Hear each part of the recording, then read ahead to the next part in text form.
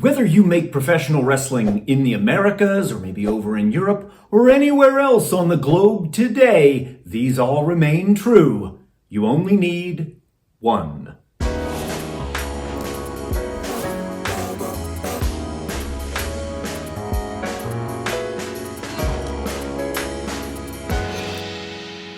I'm Mike Quackenbush, and this is Till We Make It. Throughout my 30-plus year career, I've been very fortunate. I've worked in front of the cameras as a pro wrestler, referee, ring announcer, and commentator, and I've also worked behind the scenes in wrestling as a promoter, booker, agent, coach, consultant, virtually anything else that's got a job title. I have done it, and I bring the sum total of all those experiences, and I serve it up right here to you each and every week on Till We Make It. If you're down with that, what are you waiting for? Go ahead and join the Till We Make It tribe. Subscribe right now. I'm starting today's episode with a couple shout outs to my latest and greatest patrons who have joined me over on Patreon. Welcome aboard to both Ethan and Taekwon. I am glad to have you both. This is the month to come join our community because next month prices are going up. So don't wait. If you've been thinking about joining my Patreon, getting access to the thousands of pieces of bonus material you can only get there, this is the month. Jump on the link. It's down below in the descriptus. At any live pro wrestling event, there are some conventions, some storytelling devices that we should only see once. Each wrestling event needs just one of these, and we're going to count all 8 of them down right now. Number 1, the big turn. I think a pro wrestling event only needs one face turn or heel turn.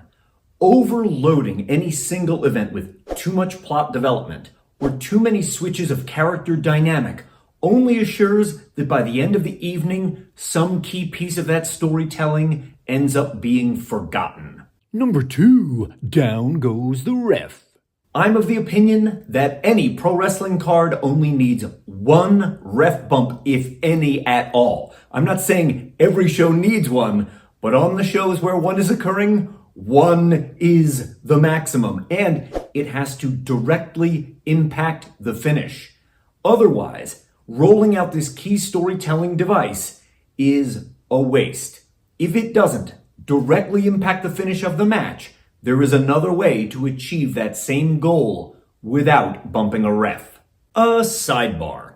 If there are more matches on the card that must follow the match where the referee has been bumped, I think you must have another referee officiate the balance of those matches. In order to protect the integrity of the referee's call within the fictional world of professional wrestling, having the ref who has previously been bumped in a match return to officiate more matches is a cardinal mistake.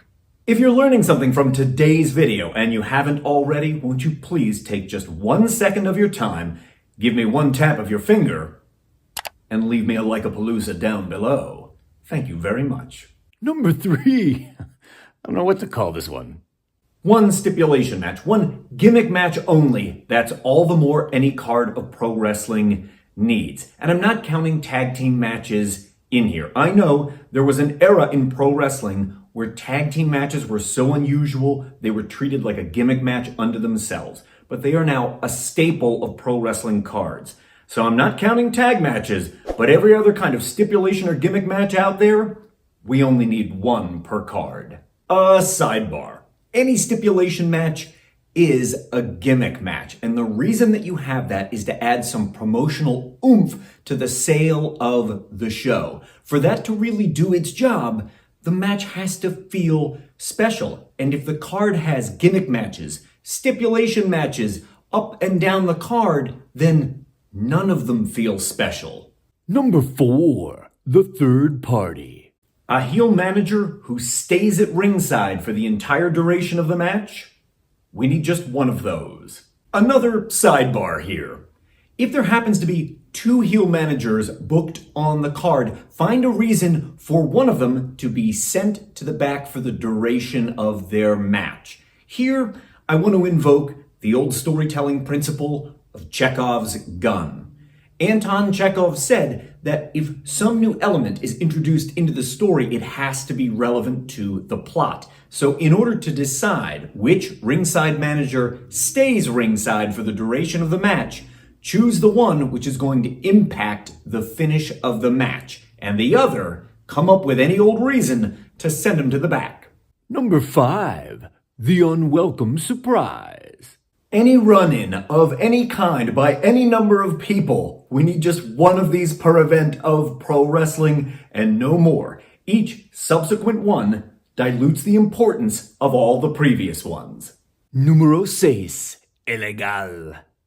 I'm of the opinion that if an illegal object is to be used, whether it's during the match itself or in a pre or post-match segment, it should be kept to exactly one use per wrestling event. That's all the more we ever need to see any illegal object used. A sidebar. I'm going to extend a pass on this guideline only to certain wrestling promotions out there. If what you make is a blood and guts show, you promote hardcore, deathmatch, garbage wrestling, however you like to think of it, where all the matches are no disqualification and the use of weapons is really quite commonplace.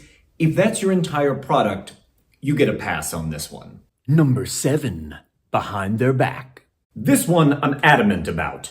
The ref misses something. This can only occur once per card of professional wrestling. Maybe they miss a tag. Maybe they miss a foot on the ropes. But whatever that thing might be, the ref can only miss one thing per event. If it's any more than that, it's a lot like doing the exact same magic trick twice. One final sidebar. If you have multiple referees booked on the card, I think each referee could miss one thing. But multiple referees can't miss the same thing. You can't have 3 referees who all miss the hot tag in a tag team match. You can't do it.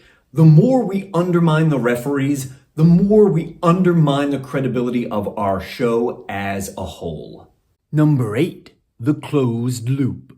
When we finish a storyline in pro wrestling, through a blow-off match or through any other mechanism available to us, we are closing an open loop narrative.